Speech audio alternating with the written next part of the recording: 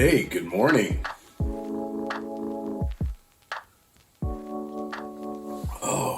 Well, welcome to day 6.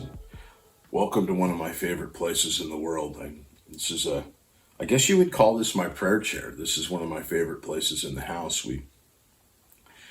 I sit here and this is where I'll do devotions or just pray, or sometimes my wife will sit in that chair over there and we'll have our morning talks and drink coffee together. And it's a place I love. I can look out at my parents' house next door.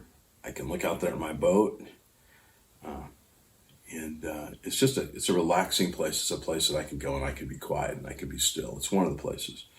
So have a good cup of coffee, I hope, this morning. I hope God's sharing his heart with you as we take this little adventure together, so to speak. So today is a very important prayer, and it's something for us to realize. And I've been in church quite a while, and so the what for today is for the spirit of love in the church. And as I said, I've been in church quite a while, and it's always kind of amazed me in a bad way that some of the meanest people I've ever met in my life and the most harm I've seen done to other people are not from the world, but actually in the church. And so our author is reminding us to pray for the spirit of love in the church because it is a problem. I was a commercial fisherman and a boat guy, and I have worked with murderers, rapists, child molesters, armed robbery people. Some people have done some pretty horrible things. People that on a day-to-day that you wouldn't let them in your house. And I've worked with those people on a daily basis. And I have to say, they don't even make the list of the top meanest people I've met. It's kind of sad. And all that being said, I try to puzzle through that. Like, how does that happen to us in the church? We don't want that to be our reputation. Certainly God doesn't. And I think what happens is, what I've seen is that we come to God as with all our stuff, our wreckage, and he starts to clean that up.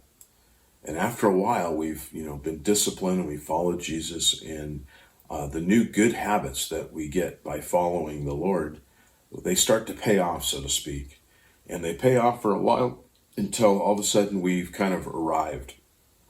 And I think when we get to that place where we've arrived, so to speak, and our lives are much better, and we think we know something, we've read our Bibles, all those things, I think we can accidentally, not on purpose, it's subtly, but I think we can turn into Pharisees. I think we can new people to the church, or people unfamiliar, or people outside the church. We look outside the church. I think we can get to a point where we look down our noses at them. Because, see, we're not struggling with the same sins as we were before. And so we can look down our noses at them as if they were not worthy of the grace of God. And this is a very bad place and a very dangerous place. As you go through the Gospels, you see the most heated exchanges that Jesus had. The people that really kind of got under Jesus' skin, so to speak, he felt he had to call them out and expose their sin, were not the humble people that came to him. They were not the people who realized that they were wretches, but it was the people who really thought they were something. They had positions of power and prominence. They had reputations. Many of them had wealth. And so they were the Pharisees. And so we do not want that to be the reputation of the church. We do not that to be a component of the church. So we need to pray for that, because that's the only way it's going to come out of the church, is supernaturally. And that being said, I've also met some of the kindest, most godly-minded, most eternally-minded, giving examples of people in the church. And some of the people, I hear their testimonies and their stories, and where they are engaged in the works of the Lord, and it breaks my heart in a good way. And so, that being said, there's an awful lot of good in the church, an overwhelming amount of good in the church, and so I'm blessed by that. So how do we cultivate that attitude where we become men and women after God's own heart? We act like him. We show love in the church. The how-to this morning is, it says to be remembrancers. It's kind of a different word we don't use every day.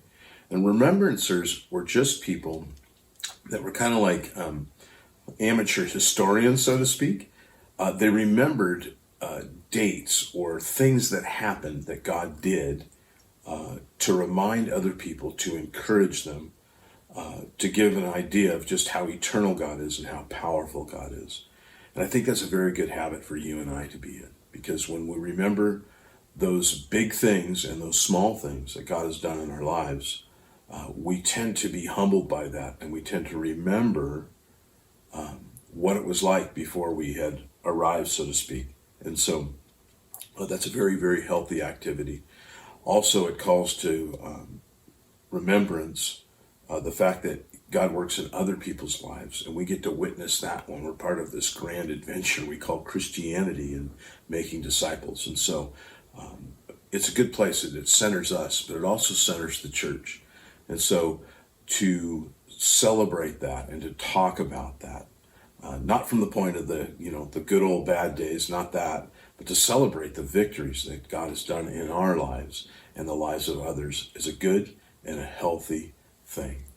And so we know that even as the Hebrews went through the desert or went through trials, one of the things they would do is they would pile up stones of remembrance, piles of rocks, so that their children's children, it said, would look at those and ask what they were, and the parents would be able to recount that story. So it's a very good habit. It's been a blessing hanging out with you guys, and I pray that you're being richly, richly blessed. So until tomorrow, God bless you.